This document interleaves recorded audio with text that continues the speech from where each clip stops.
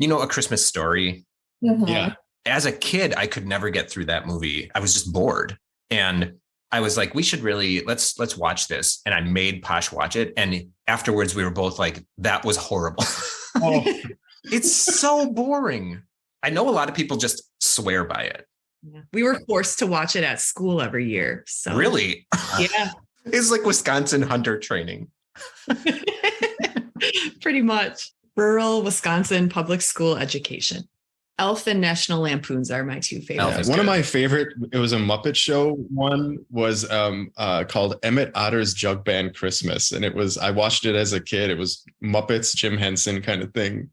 And I still watch that almost every year. Oh, no. I don't know what to say. I don't remember anything from the 40s. He made me watch it. It's weird. Yeah. It's weird.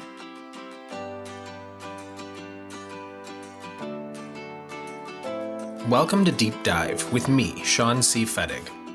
With it being holiday season and the end of a year, and the beginning of a new one, I'm doing things a little differently with this episode. Over the course of this first year of Deep Dive, I've touched on a lot of topics with a lot of folks, primarily on politics and the political challenges we're staring down, domestically here in the United States and globally.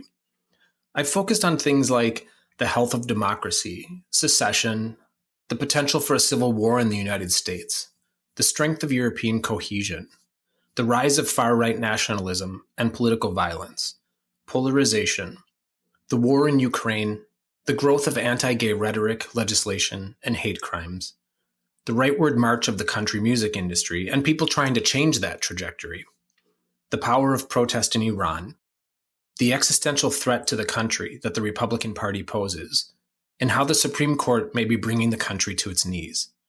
And by and large, most of my guests, all experts in their respective fields, have been somewhat pessimistic about the future of democracy and the existing global order. But as I mentioned in a segment in this episode, I've had a hard time characterizing the year. Has it been uniformly dire? No. There have been some promising signs.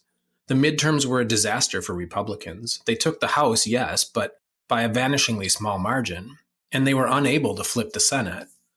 Election deniers up and down the ticket lost their elections, although some did win. And abortion rights movements had a strong showing across the country after the Supreme Court overturned Roe v. Wade. Additionally, the Respect for Marriage Act, enshrining the right to marriage for same-sex and biracial couples, was recently signed into law by President Biden. And there are increasing signs that ex-President Trump might actually be held to account for his numerous misdeeds and crimes. And it appears as if Congress is set to clarify and protect the electoral count process, perhaps, hopefully, shielding it from any future mischief on the part of Trump or his political offspring. So, was it a bad year? Kinda. Was it a good year? Kinda. I need some clarity, so for this episode, I'm relying on some Deep Dive alum to weigh in. I've invited back some previous guests to give me their thoughts about the past year, their feelings going into the new year, and also if they celebrate any seasonal holidays, and if so, what some of their traditions are. I'll be talking to Dr. James Hawden of Virginia Tech about far-right extremism and political violence. And I'll also be talking to Dr. Sarah Benish of the University of Wisconsin-Milwaukee about the Supreme Court and what the past year suggests for its legitimacy. I'm also talking to some friends of mine about travel in the new year, and some other friends about being queer in this increasingly confrontational anti-LGBTQ plus environment in the United States, stoked by some ambitious Republican politicians. But first, I'm talking to Dr. David Ferris, Associate Professor of Political Science at Roosevelt University. If you'll remember from the episode we did together in July, we discussed the roadmap that Dr. Ferris outlined in his book, It's Time to Fight Dirty: How Democrats Can Build a Lasting Majority in American Politics, about some tools, legislation, and actions that Democrats can employ to ensure that our elections fairly represent the popular will and popular vote for Democrats, but also defangs the Republican Party from continuing to twist norms and procedures to anti-democratic, authoritarian ends. A lot of Dr. Ferris's suggestions hinge on a Democratic majority in Congress and holding the presidency, which we've had for the past 2 years, but it's set to expire in January. Following the midterm elections, while Democrats did better than expected, they did lose the House. So I'm having Dr. Ferris back because I'm wondering if this means the end for Democrats to shape United States electoral politics into a more fair and representative beast. If you like this episode or any episode, please feel free to give it a like on your favorite podcast platform and or subscribe to the podcast on YouTube. And as always, if you have any thoughts, questions, or comments, please feel free to email me at deepdivewithsean@gmail.com. Let's do a deep dive.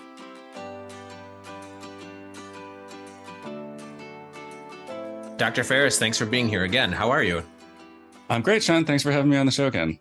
Yeah, absolutely. So a lot has happened since we last talked, which actually, when I do the math, was only like 5 or 6 months ago. But nonetheless, a lot has happened. Maybe most consequentially, the Supreme Court decision in Dobbs overturning Roe, and then the midterm election in which Democrats performed better than maybe history suggests that they should have, or maybe conversely, depending on how you interpret what happened, Republicans underperformed. And some data suggests that this is because of the Dobbs decision and also because Americans are maybe souring on Donald Trump and the shit he peddles, primarily election denialism and attacks on democracy. So considering that, I wanted to have you back and, get your thoughts. And I'm wondering two things. One, if you're feeling any more optimistic about the future of American democracy. And then also, two, I want to acknowledge that Democrats had 2 years of total control, could have done a lot to shore up democracy and achieve some more balance in our electoral politics. And maybe they squandered that. So because in January, Republicans will take the House. So is this game over and Republicans have won? No, I don't think so. I mean, I think the midterms had a few outcomes that make me more confident in the sort of the short-term health of American democracy in particular. That is, the things that they needed to do to run their 2020 post-election coup in 2024, they simply did not get done. So Democrats won really important gubernatorial races in Arizona, Michigan, Wisconsin, and Pennsylvania. That really kind of closes off the path to rogue governors submitting alternate slates of electors. We won most of these Secretary of State races too. So the key figures that they needed to put in charge of these states to run this plot, they lost. And I think that they lost in large part because of their position on elections, because of their position on democracy, and because of their participation in Trump's just hallucinatory election denialism conspiracy theory. I just don't think it was very popular with voters. So that was actually really cheering to me. I was, of course, worried that in a Republican wave year, we would lose those governor's races. And we didn't, even though it was a Republican leaning environment. And these were all states that voted to the right of the country in 2020. So in a very real sense, Democrats not only defied history, we actually defied the existing environment in 2022 in a lot of these races. Like, we did better than the National Party did in a handful of key governor's races and Senate races, and held the Senate, which is actually really important.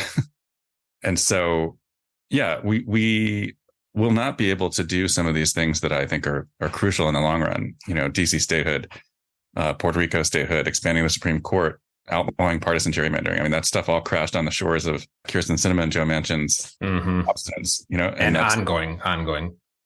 Yeah. Kyrsten Sinema is a whole other story. Yeah. I pose this as a question. Kyrsten Sinema. Oh my God.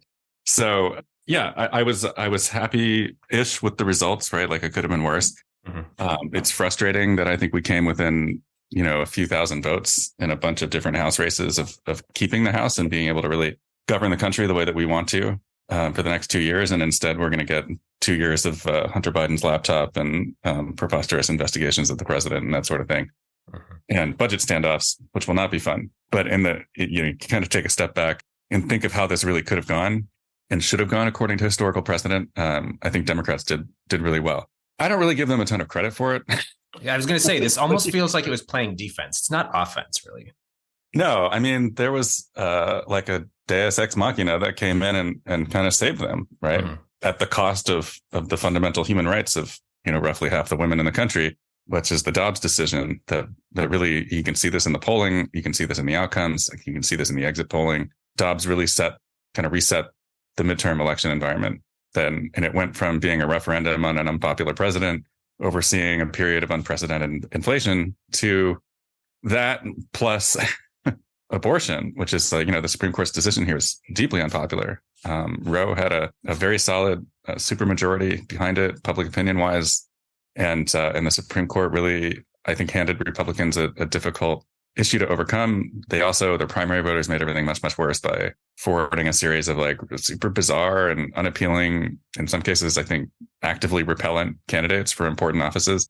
Mm-hmm. And the combination of those factors means that, the election was functionally a draw. And for now, I'll take it, right? Like, we are in position to fight 2024 and possibly win another trifecta. I think it's not out of the realm of possibility. I don't think there's I don't think there's a huge risk of a post-election coup in 2024. So, and again, in the short run, I think that we're on much firmer footing than we were a year ago. Mm-hmm. In that conversation that we had earlier this year, I had posed this idea of like, there's at least a strategy that, give Republicans what they want, the world that they want, or the country that they want, and people will wake up to it, right? But that comes at a huge human cost, and that's kind of the conversation that we had. And then the Supreme Court gives Republicans, in part, the country they want in Dobbs. And it makes me wonder and worry to some degree that what happened as a result, which probably really benefited Democrats in the midterm, is that Democrats latch onto this as a strategy, right?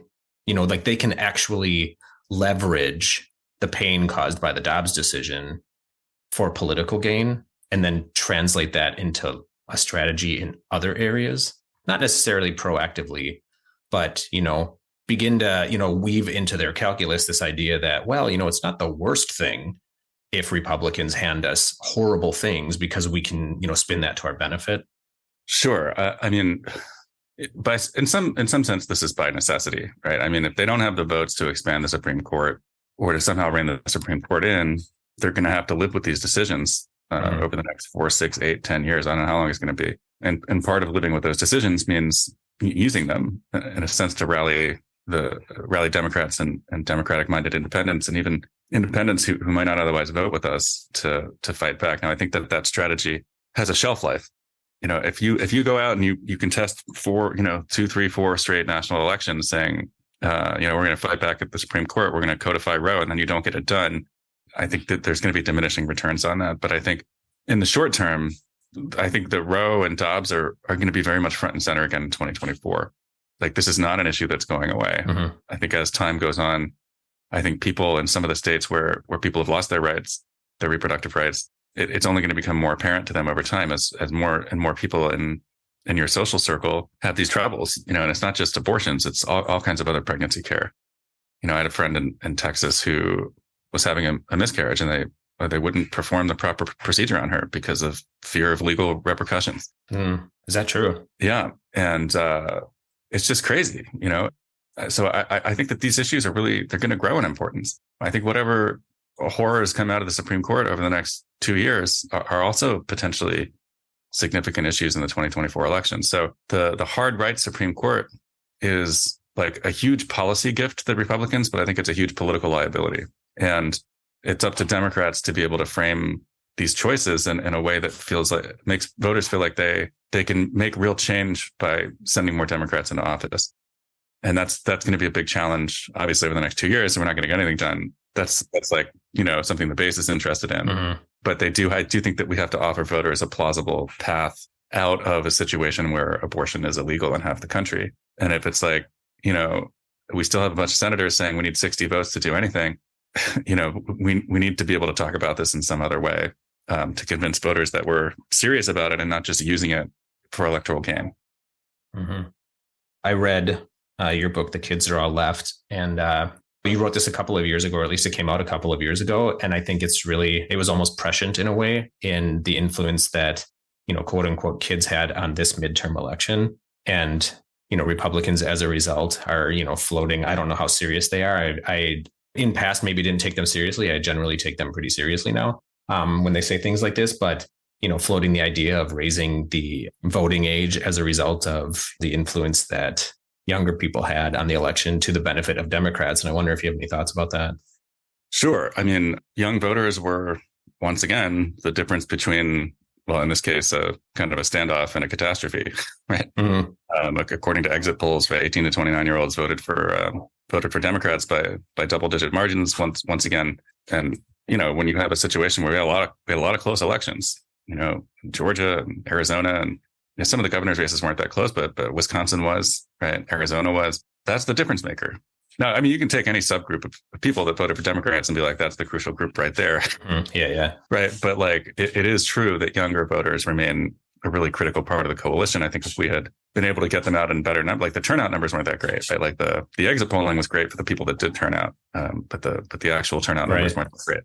And if we had been able to turn out those voters in larger numbers, we could have kept the House, maybe won that Wisconsin Senate seat, had 52 seats in the Senate, right? Like there's a world in which we emerged from this election in much better shape than we actually did. And I think that's down to a real failure of the administration and Democrats in Congress to address the concerns of younger voters until the last minute, right? There was this like flurry of legislation that happened in June, July, August, September, the climate bill, and which I really disagree with labeling that bill the Inflation Reduction Act, because it's like the younger voters don't care about that as much about climate. Right, exactly. And then there was the debt relief that's now hung up in court. But it's like, by that point, I think perceptions of Congress and perceptions of President Biden had kind of set in with these voters. And there was just a significant number of them that weren't really motivated to turn out to vote. But, in the long run, I think the point is that the trends that we've been seeing for the last 20 years are still with us. You have huge Democratic margins with 18 to 29-year-olds. You have decent enough margins with like 30 to 44-year-olds. And then you get into territory where Republicans are winning those age brackets over 45. The important thing to me is that people who started voting Democratic 10, 15 years ago are still doing so. Are still, right, yeah. We don't see a ton of evidence that those voters are becoming more conservative in the kind of numbers that they would need to make this trend less problematic for the GOP. Though there's been a little bit of erosion, it's hard to tell what part of that is real switching and which part of that is just like this was a Republican year, and you're just not going to get the same margins with different age groups that you would in a huge Democratic year like 2018. So I'm confident that the slow transformation of the electorate is ongoing. We saw it this year. I think it's only going to become a bigger problem for Republicans as time goes on. I think they're going to see some states that they think are in the bag in the long run become competitive for them again as their voters age out of the electorate. But it's up to Democrats to make sure that these voters stay in the fold by addressing their concerns about things like the cost of education and climate change and the social safety net, just general inequality stuff that these voters are really invested in, that we really haven't done a ton to address in the last 2 years, even with a trifecta. All right. So we're in the middle of a holiday season. Do you and your family celebrate anything? And if so, what are some of your traditions or what do you have planned? Yeah, sure. So, we celebrate Christmas. My wife is from a family of Iranian immigrants, and they sort of adopted the holiday traditions early on. Maybe not as elaborate as some native-born Americans do it, but and that was crashed into my family's like very elaborate Christmas traditions. So did it temper it or did it escalate it? It tempered it, definitely. Okay. So we do we put up a tree and we string the lights up and we have the pretense that Santa is real for our 4-year-old son for the time being. I think he's too smart to pull this ruse on him for too many more years. But and then so before that, we do one thing that's specific to my wife's culture, which is a solstice celebration, which is something that happens in Iranian culture. And you kind of sit around a fire and read poetry to each other and eat some Iranian food. And so we're going to have some people over for that. And I'm really looking forward to that. It's a nice melding of different traditions over the next few weeks. And then, after New Year's, you're just stuck with like 3 months of winter with not a ton of holidays to look forward to. So you try to savor it while we can, That's really lovely, though, the idea of sitting around a fire and having and reading poetry. Yeah, there's a poet named Hafez that we have a big book of poems from, and we kind of search through it and try to find things that are appropriate for how we're feeling. And this is after my son goes to bed. He's not in on the poetry yet. So leaves in Santa, reads poetry. Right. What a kid. Yeah. So yeah, it'll be nice. It'll be nice. We did it alone last year because Omicron kind of canceled everybody's Christmas plans. Right. We're hopeful that we'll be able to have some folks over this year, even if it's just a small group. Well, that's great. That's nice. Dr. Ferris, thanks for coming back and sharing your thoughts. And I'm going to co-opt that solstice gathering. It's free to a good home. Thanks, John, for having me on the show again. I really enjoy speaking with you.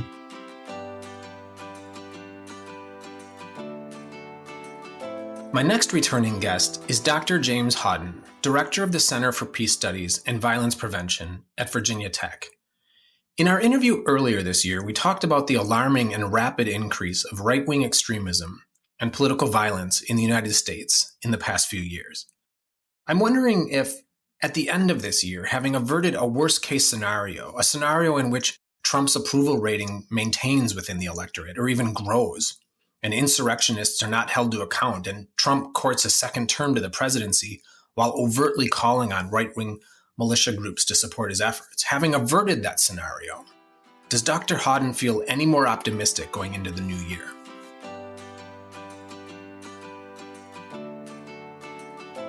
Dr. Hawden, thanks for coming back to Deep Dive. How are you?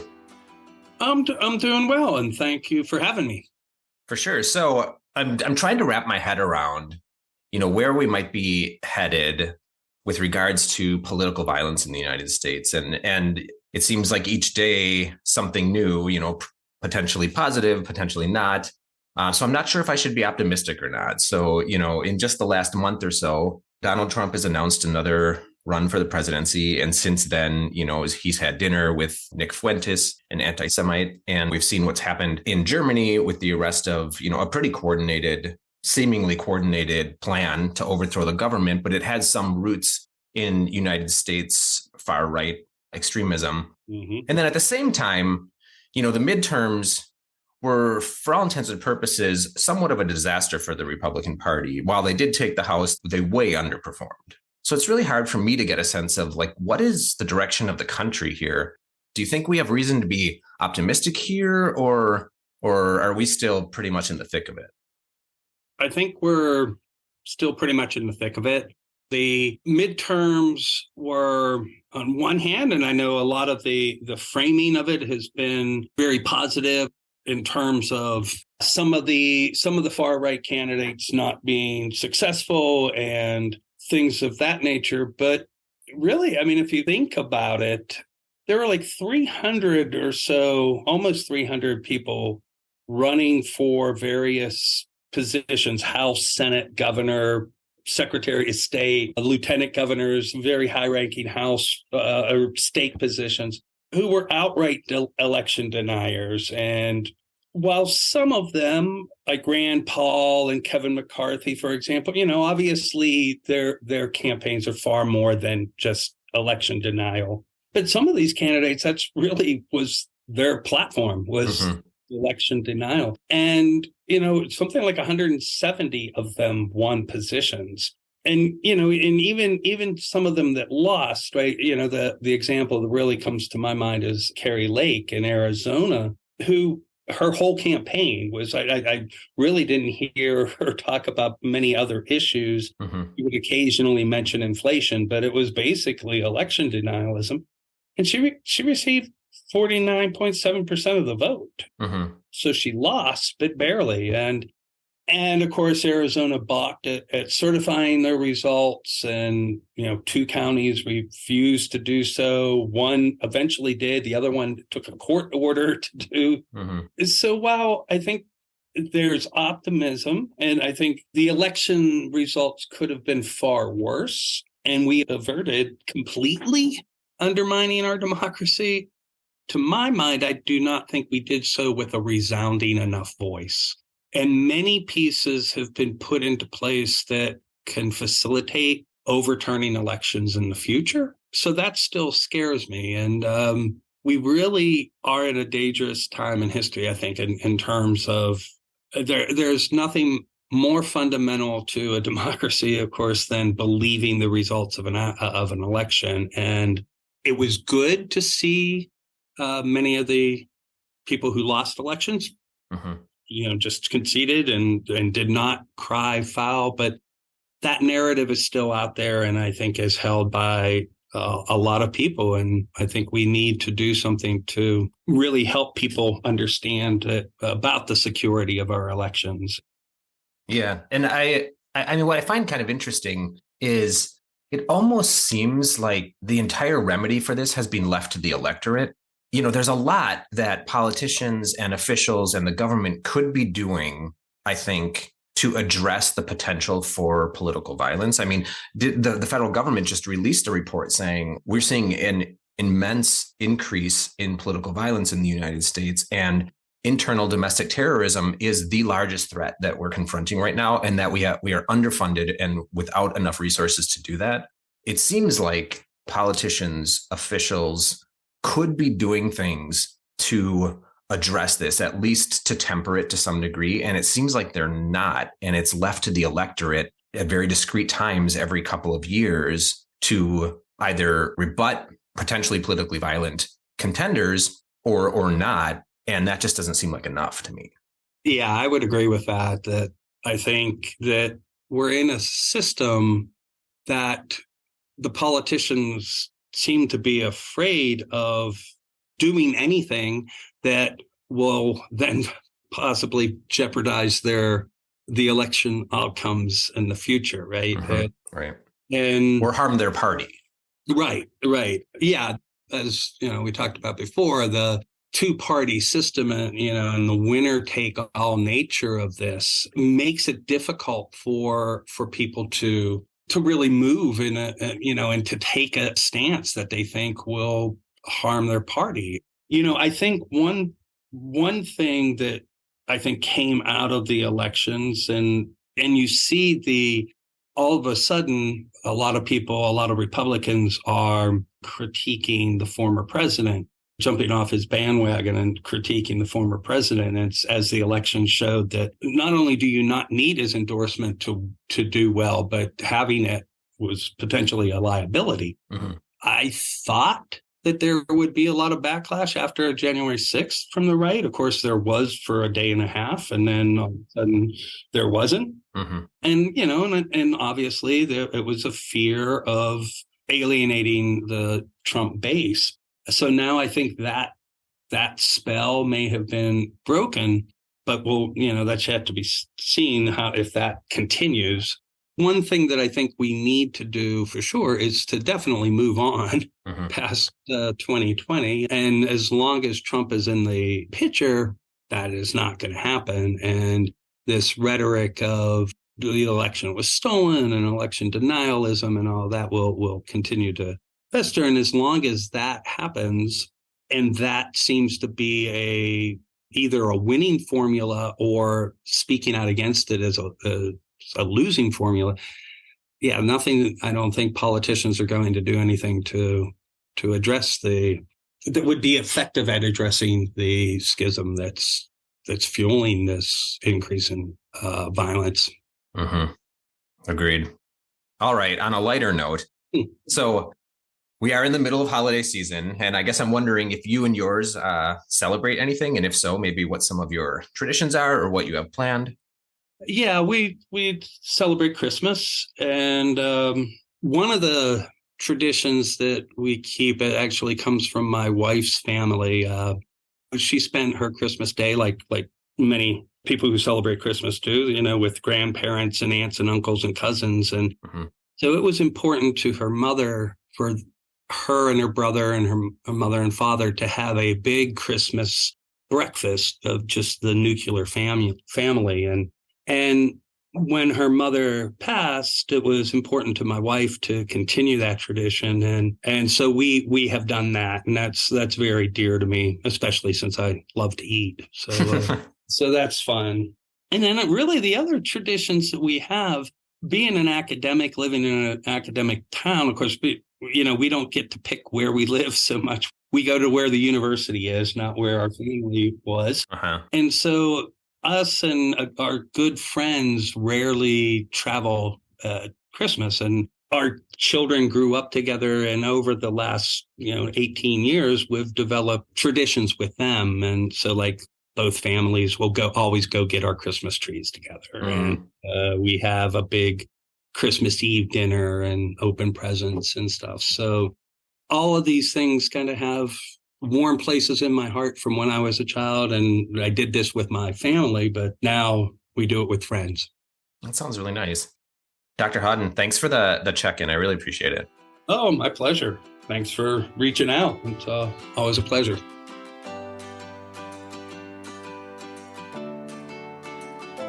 At the end of the first season of Deep Dive, I interviewed 3 of my longtime friends, Shannon Arndt, Heidi Steemsma, and Tony Dovey about our shared passion for travel, how it's impacted our worldview, and also how it's enriched our lives. So I'm checking in with them again today about any future travel plans they might have, and if there's any chance that we might all intersect.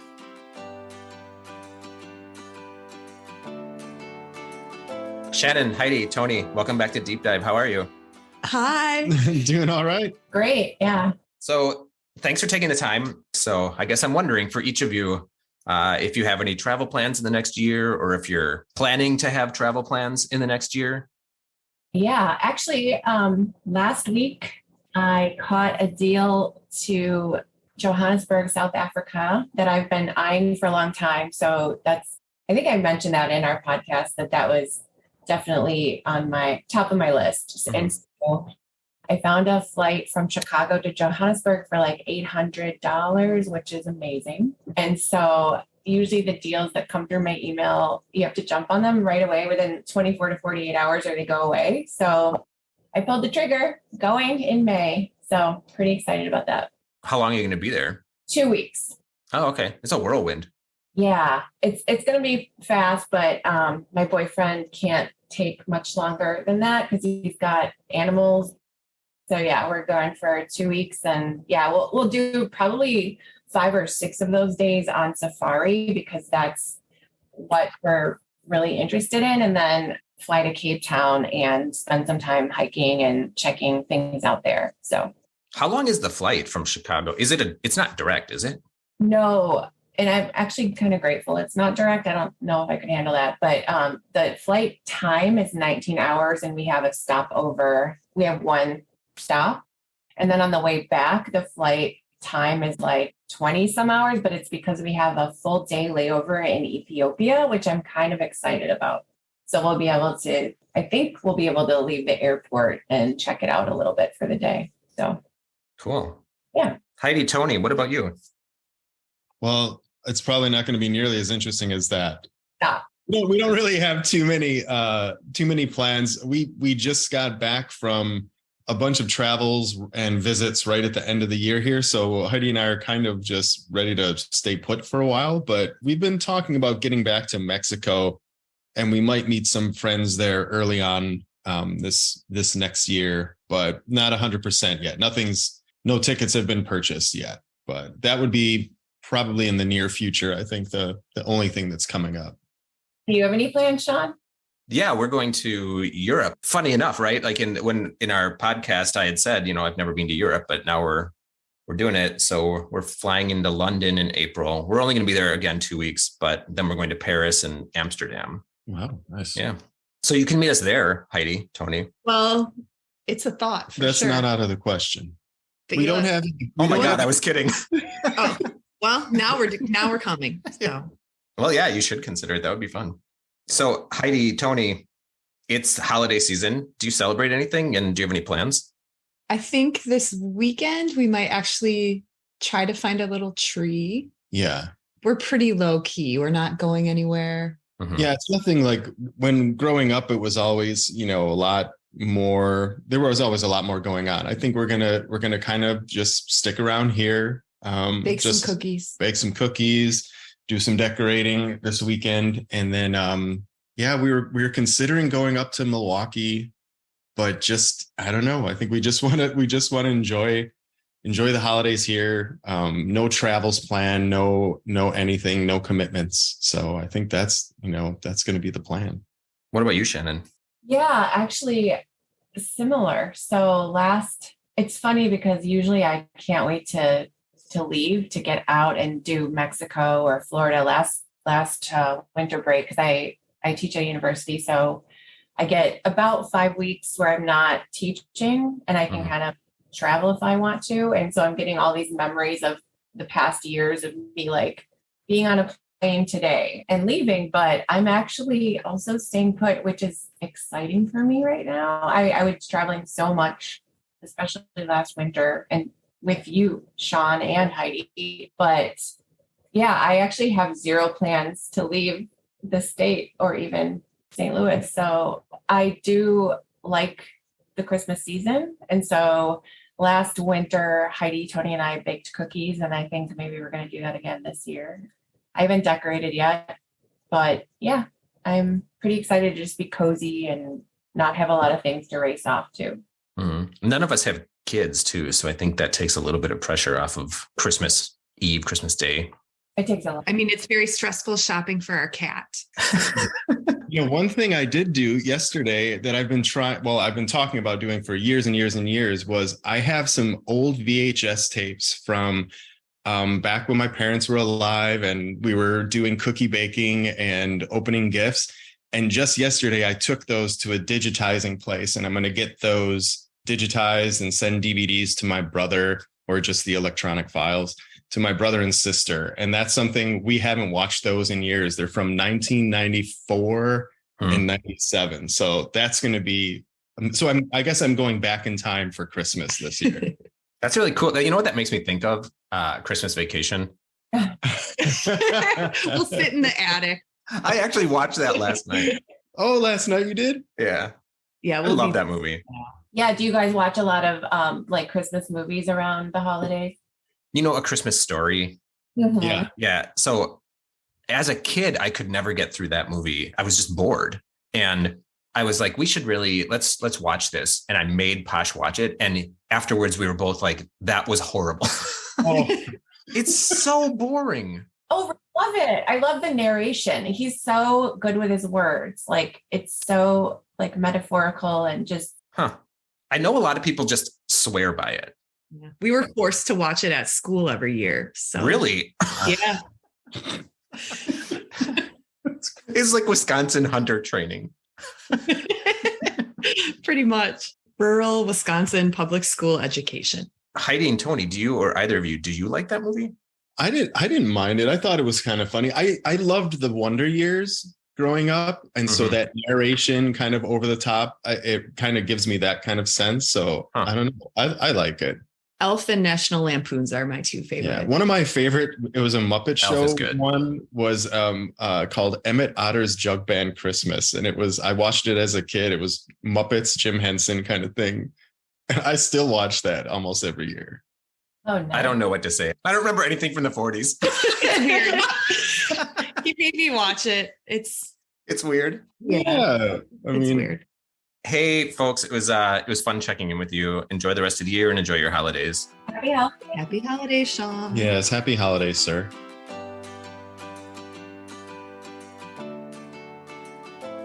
My next guest is a frequent guest of Deep Dive, Dr. Sarah Benish, professor and chair of the Political Science Department at the University of Wisconsin-Milwaukee, and a judicial scholar. She and I have discussed on numerous episodes the current and evolving state of the Supreme Court, the impact of some recently decided and soon-to-be decided cases before the court, ethics and legitimacy concerns, and how the court might be changing our political and social order. Today, I'm wondering how she's feeling about the court going into the new year. Optimistic or not?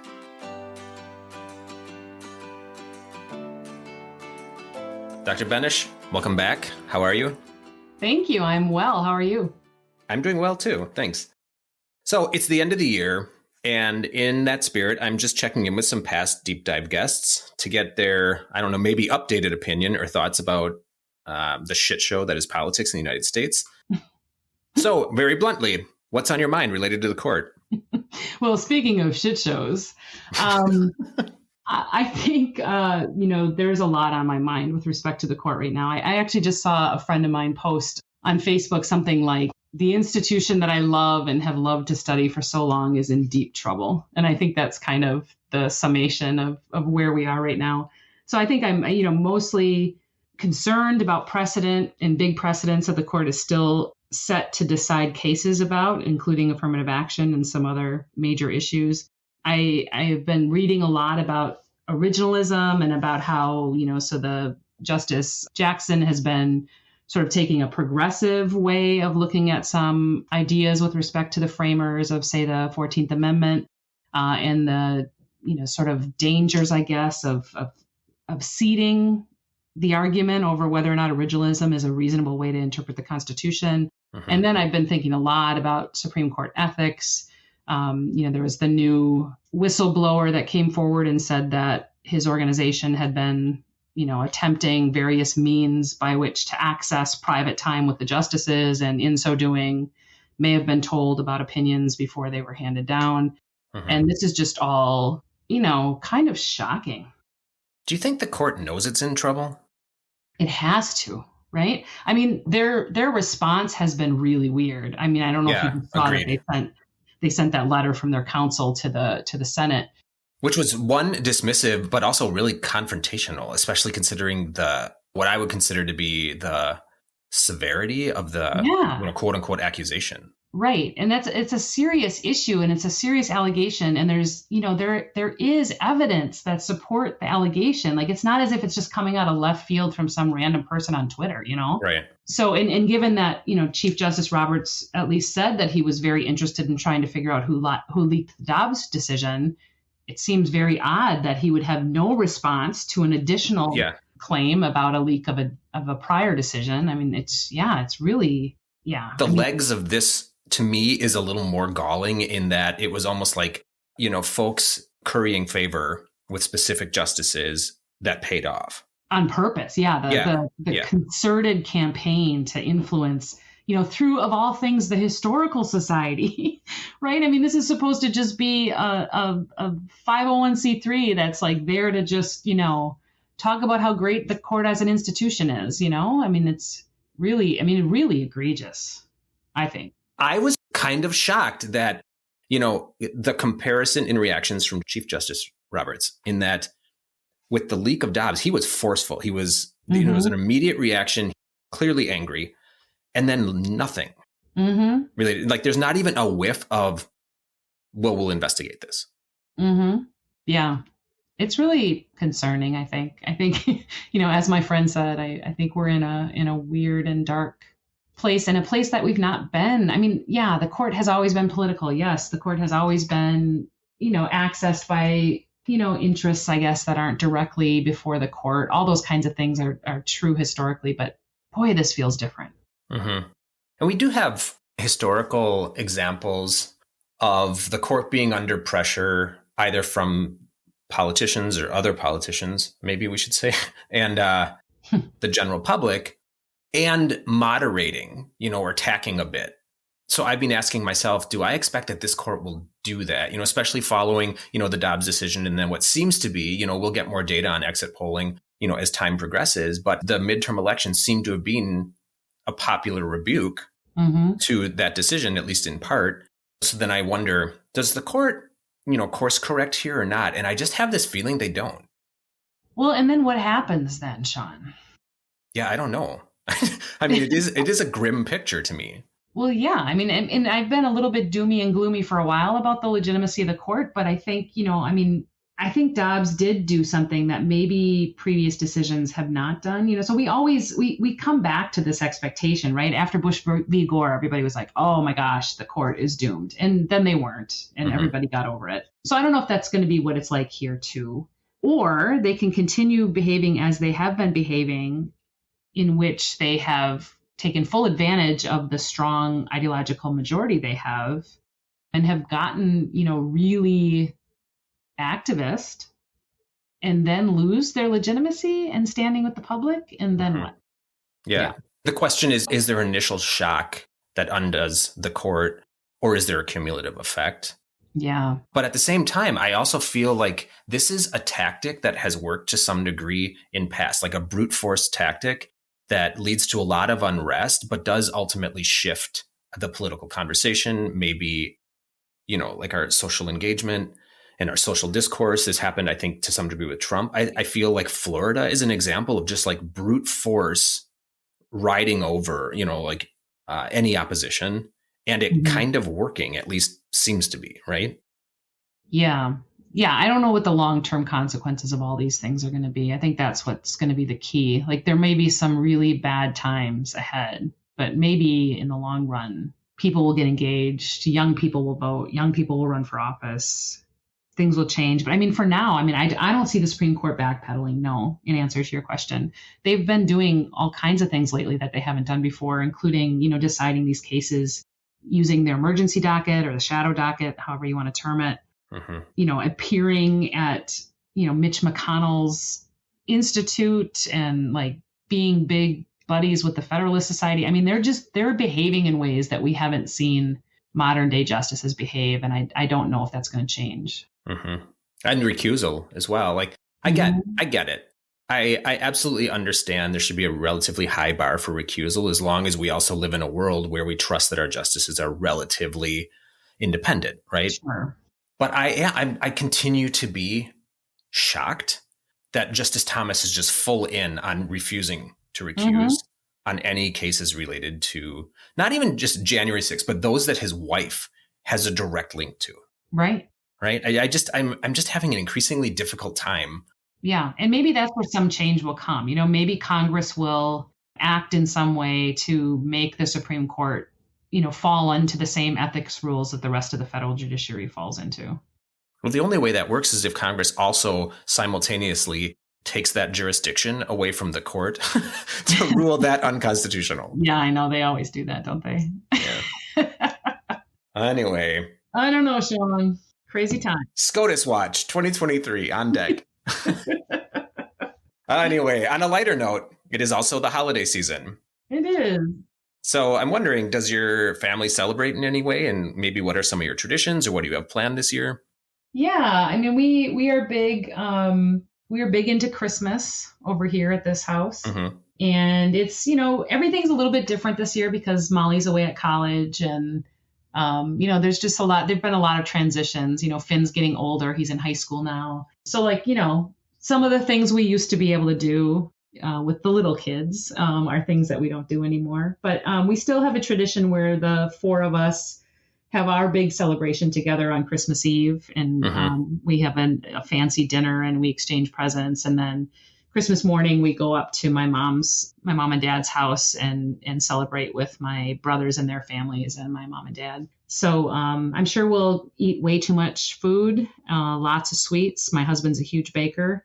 And we're looking forward to all his holiday concoctions and spend too much money on presents. But it'll be a fantastic break that I feel is desperately needed.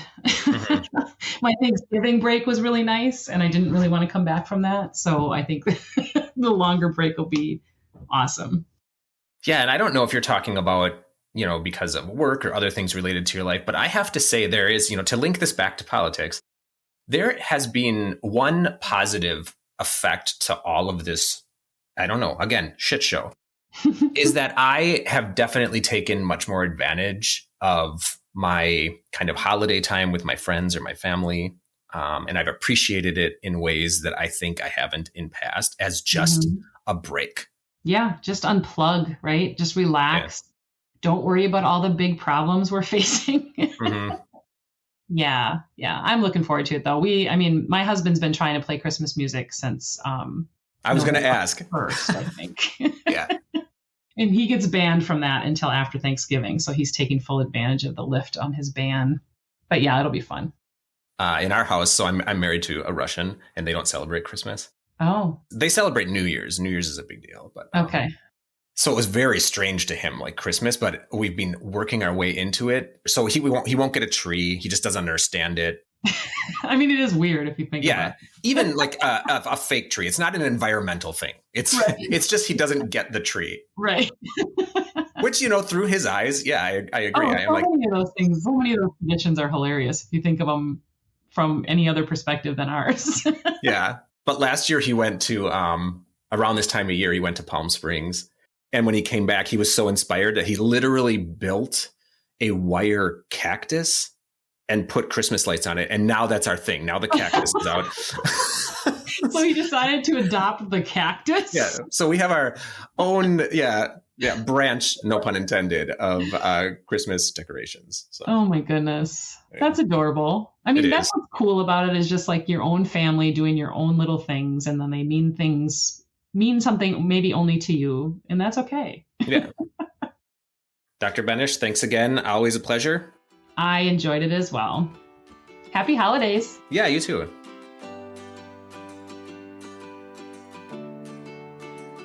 My final guests today are Justin Hentges and Soda Cantor.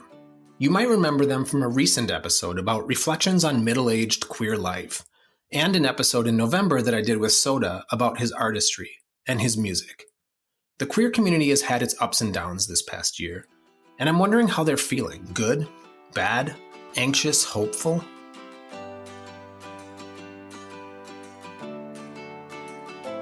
Soda Cantor, Justin Henches, welcome back. How are you? Good. How are you doing? I'm good. Justin didn't answer. That's so rude. It's so typical.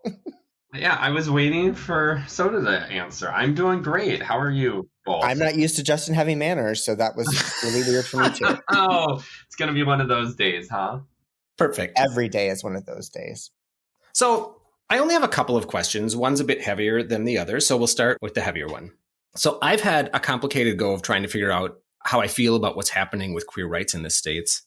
And here's why. I think it's easier to understand when things are going patently and completely wrong, or when things are steadily going really well. But I kind of feel like we're living in a mixed bag right now, and I'm not sure how I feel, or maybe how to even characterize the personality of this moment in time in queer rights. In many ways, it's been a rough year for queer folks. And I'm talking here about, some of the anti-gay legislation, Florida and Texas immediately come to mind, the book banning, things that are happening nationwide, and then the shooting recently in Club Q in Colorado. But at the same time, Congress, in a bipartisan way, has passed a bill that codifies same-sex marriage and biracial marriage in the United States, which is way overdue, but shouldn't be dismissed because in this political environment, that's a huge win. So I guess I'm wondering, how are each of you feeling about the state of queerdom these days? And let's start with you, Soda. You're right. That is a heavy question. I think that I've been reflecting a lot on every single day. It's something new, and just really reflecting on hatred and trying to grasp and understand and process that. I would say that, I'm a queer man that lives in North Carolina.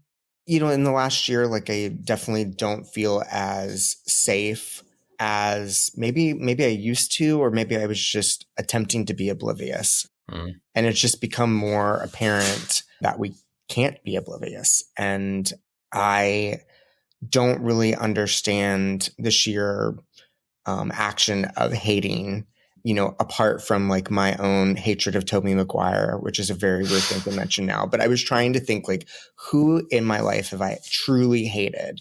And Tobey Maguire is definitely up there, although I have kind of gotten over that. And that's a whole nother podcast topic for you.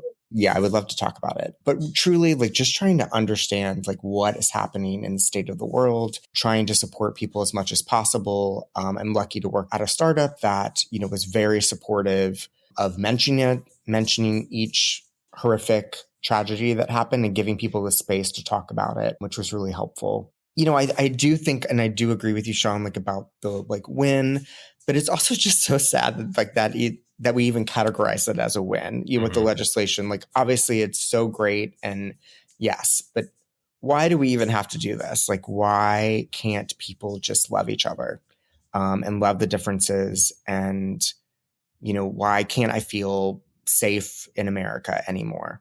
Don't really have anything eloquent to share, but sure, I feel unsafe. I'm saddened, but also feel privileged to see heroic actions happening, both for those activists that are fighting for our rights, but also people that are saving lives when these tragedies happen. I mean, that's pretty remarkable to watch. I would like to know what that feeling unsafe looks like for you, because I feel I am the same. I am much more vigilant in past. And I'm wondering for you on a daily basis, what does feeling unsafe look like? I would categorize myself as pretty welcoming. I live in a kind of more country-based neighborhood where, drivers that come in and out. We have a lot of construction crews. We have different categories of people that I always wave to. I mean, that's such a North Carolina thing.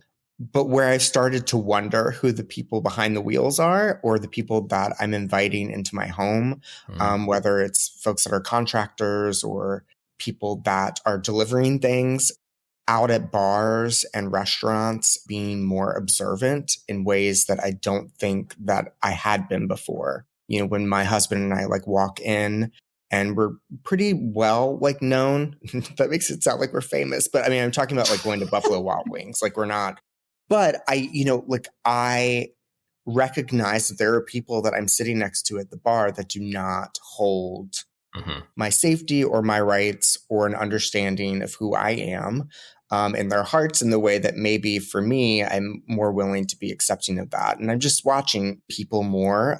There's a lot of people that carry weapons in North Carolina. It's very, very country based. And, I think that I think I'm more scared about that one thing that happens or that one person that's close to my home or the one individual from across the bar that's watching and figures out that, that Ron and I are not just roommates.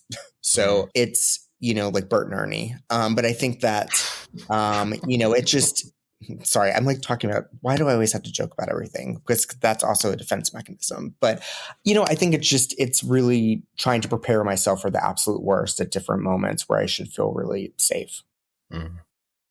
Justin, how are you feeling? Sean, I'm feeling kind of a combination of just absolutely horrible about all this, and also in this really strange way, like fantastic and really hopeful. Obviously, like the horrible part is all of the, all the bad stuff that's happening, all of the idiocracy that's coming out of Florida, the book banning, the, violence, the continued violence against queer people, including, trans people of color, the ridiculous fucking and horrible shooting at Club Q and the invasion of, queer spaces by these people that I just don't understand. And I think if I spend time there, I get really, really depressed and really sad. And so then I look to everything else. And the thing that as I've been reading more about our history and as I've seen like the wins in, Massachusetts and Oregon and more elected leaders that are coming out as LGBTQ and, the activists that are out there, the young people that are there and like the way that they're responding to this and kind of the strength that you can draw from that, as well as, just the history of our community and the resiliency that we've had and the role that we've played in this country and the building of it, the government, the economic pieces of the companies we've run, all of the stuff that the queer community has done that, really a lot of people don't know about. And it makes me think that, we're going to get through this and we're going to be in a better place. And, we're going to be able to change those folks that, Soda was talking about, like to get them to see like, people are people. And, I was recently in Juneau, Alaska, and I was just amazed that like in the downtown area, like every single business had some sort of pride flag up. And it wasn't Pride Month there or Pride celebration there. They just had these up, and it was, places like that. And even in Tacoma, like the amount of folks I see with pride flags up year round. And it's not just queer folks that are doing that, right? It's the straight community as well. And so if I think about the bad stuff, it's horrible and I get depressed and I am sad and I can't believe that we continue to lose lives to this violence and this hatred and this just stupidity. And then I think about our history and how resilient this community is, and I get real hopeful, and I think we're gonna be okay.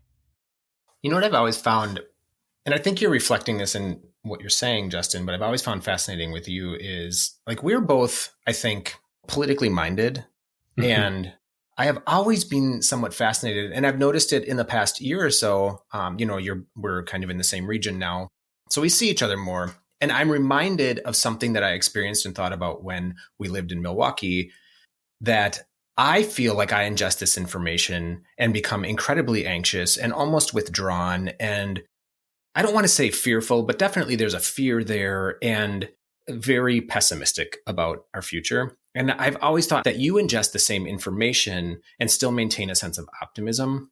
Where the hell does that come from? It's funny because at work, I like to say I'm a pessimistic optimist. Like my job is to think about all of the bad stuff that can happen and then, try to guard against it. And in the end, I'm always like, oh, and everything will be fine. I think that comes from my family, how I was raised. A lot of it comes from, I think, my grandfather and what he taught me about service and what this country, the best parts of this country really stand for, and that we have to keep fighting for that.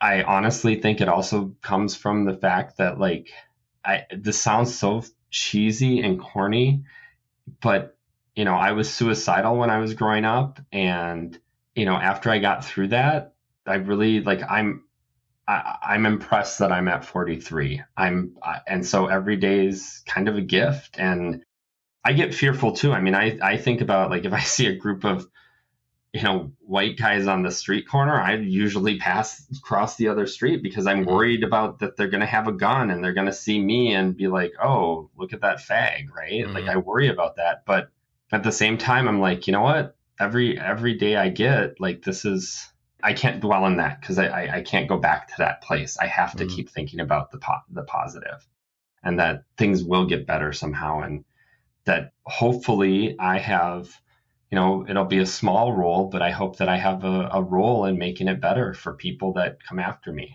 That's not cheesy or corny, Justin. I think that's really vulnerable and amazing that you just shared that. Oh, well, thank you. And also, Justin, I just want to highlight too, like, yeah, I'll be nice to you, but also, like, I talked about going to Buffalo Wild Wings and then you had to go. And then when I was in Juneau, Alaska, like, oh my gosh, get over yourself. I think it's really cute that you think that when you said you went to Buffalo Wild Wings that Justin felt he had the one up that. I mean, he could have said JCPenney or someplace infinitely cooler. Anyway, okay, on that note, it's an odd, hard pivot here to something much lighter, but we are in the middle of holiday season. So I guess I'm wondering for each of you if you celebrate anything, and if so, what are maybe some of your traditions or what are your plans? And Justin, let's start with you this time. Happy holidays, everybody. I do celebrate. I celebrate any holiday I can because they're fun.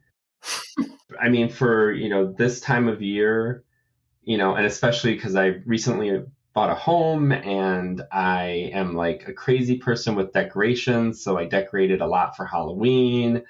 My Christmas decorations were up before Thanksgiving. I keep adding to them.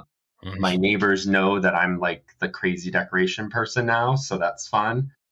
The rest, I really like, I've gone through a lot of transition over the last couple of years with the end of a relationship, with moving across the country. So all of kind of the traditions I had have kind of gone out the door, honestly. But now I'm really just, I mean, this, again, going kind of cheesy, is I'm really like, when we get to, you know, Christmas time, I'm really focused on just spending the time with the people that, you know, bring me joy in my life, and just really being appreciative of where I am and who I get to spend my time with, and singing, you know, Christmas carols really, really poorly, really, really loudly. That's probably my other tradition. I'm an amazingly bad performer of Mariah Carey's All I Want for Christmas. You're not alone in that. There's so many people are so bad at that. Soda. You know, I think that I will not wish people happy holidays. So I'm kind of like the Grinch, the opposite of Justin's positivity. I think my relationship with the holidays, it starts right before Thanksgiving and doesn't get better until way after New Year's. My experience in my life, it doesn't always yield itself. Well, the holidays haven't always been kind to me, but I think that my like love language, like now that's an actual corny statement, Justin, is making food and decorating for people that I know that it matters to. So like for Thanksgiving, I made everything that was on the table for my husband's family, and they appreciated and enjoyed it.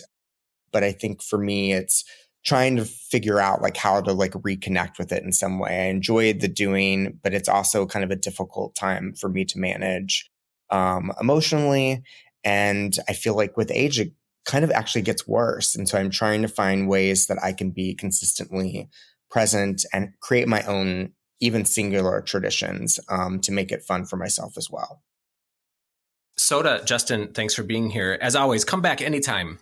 Happy to, Sean. Thanks for having us. And happy holidays. Justin, happy holidays. Soda, whatever.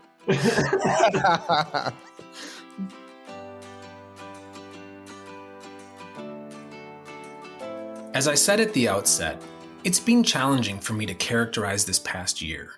And it seems that this is true of all of my guests. And I'm thinking, on reflection, that this is true of all years or any period of time that we isolate and bookend. It's always challenging, always some steps forward and some back, always hopeful while also demoralizing, always triumphant and defeating. Perhaps some periods of time are better in the whole than they are bad, and other periods of time are generally worse than they are better. But it is fluid, and I think I take some comfort in this because it means that nothing is constant. If things are always destined to have some sheen of bad on some level in some way, then the fluidity of our circumstances means that the depth of this sheen is not permanent. And that gives me some resolve to stay in the fight, to continue to advocate for the good, because it is possible. The violence, the anger, the inequity, xenophobia, hatred that seems to be proliferating at such a rapid and frightening pace, it's not inevitable. It can be stopped, maybe even reversed. Perhaps in many ways, this past year, maybe more, has felt more bad than good, more alarming than comforting.